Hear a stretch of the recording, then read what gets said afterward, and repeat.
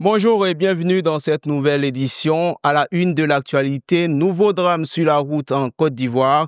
2 soldats ont été tués dans une collision sur l'axe Diokué-Daloa. Parlant de sécurité routière, nous aurons les nouvelles de l'enquête sur l'accident sur l'autoroute du Nord. Les détails dans ce journal. Et puis politique, le premier ministre sénégalais Ousmane Sonko a rendu visite à l'ancien président ivoirien Laurent Gbagbo. Ouvrons cette édition avec cette information. 2 soldats ont été tués et 4 autres blessés dans un accident dimanche autour de 5 heures du matin sur l'axe Diokué-Daloa. Un véhicule de transport de troupes militaires en direction de Daloa est entré en collision avec une semi-remorque articulée d'un tracteur stationné sur le bas-côté. Une enquête a été ouverte, nous y reviendrons. On poursuit avec cette page sécurité routière et parlant justement de sécurité routière, les conclusions de celles portant sur l'accident sur l'autoroute du Nord ont été livrées au micro de Fatou Kalouga.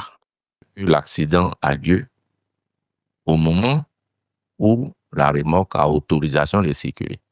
Parce que son interdiction, c'est de 6 h à 9 h. Le conducteur du camion a respecté ce qu'il y avait à respecter. Il a été entendu parce qu'il y a eu mort d'homme, il est aux arrêts, donc la procédure pénale suivra son cours. Les corps ont été remis hier aux familles. Politique à présent, hier dimanche, en marge de sa visite actuelle en Côte d'Ivoire, le premier ministre sénégalais Ousmane Sonko a été reçu par l'ancien président ivoirien Laurent Gbagbo, bien que les détails précis sur leurs échanges n'ont pas été encore rendus publics. On apprend que les 2 leaders ont parlé de panafricanisme. Ousmane Sonko, premier ministre sénégalais, s'est rendu en Guinée. Nous sommes le lundi 2 juin et c'est la date choisie par le Conseil national pour les droits humains pour inspecter les traditions menstruelles du salut au drapeau. Déborah Bonou y a assisté pour cette info. Suivons ensemble son reportage. Instituée depuis 2020, la cérémonie de salut aux couleurs du CNDH se tient chaque premier lundi du mois. Elle débute solennellement par l'exécution de l'abidjanaise, symbolisant l'attachement de l'institution aux valeurs républicaines et citoyennes. Cette cérémonie de salut aux couleurs nationales que vous perpétuez depuis 2020 et dont vous avez fait un acte majeur de fonctionnement et de la performance de votre institution s'inscrit dans la droite ligne de la vision de son excellence d'État. La présidente du CNDH a réaffirmé l'engagement de l'institution à promouvoir la démocratie et le respect des droits humains, notamment en vue des prochaines élections.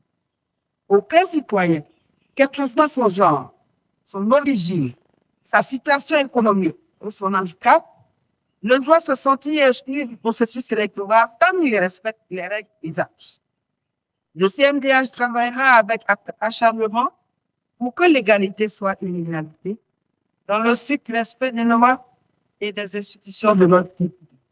Le Conseil national des droits de l'homme, CNDH, est une institution nationale indépendante de la République de Côte d'Ivoire chargée de la promotion, la protection et le suivi des droits de l'homme sur l'ensemble du territoire. Je vous le disais dans le titre, CEP 2025, le taux de réussite est estimé à 88,58%, marquant une nette amélioration par rapport aux 83,46% enregistrés en 2024. Cette progression nette met en avant les efforts continus du ministère de l'Éducation nationale pour la qualité de l'enseignement en Côte d'Ivoire. C'est la fin de cette édition. Merci à tous de nous avoir suivis. L'information continue sur cette info et sur cetteinfo.ci.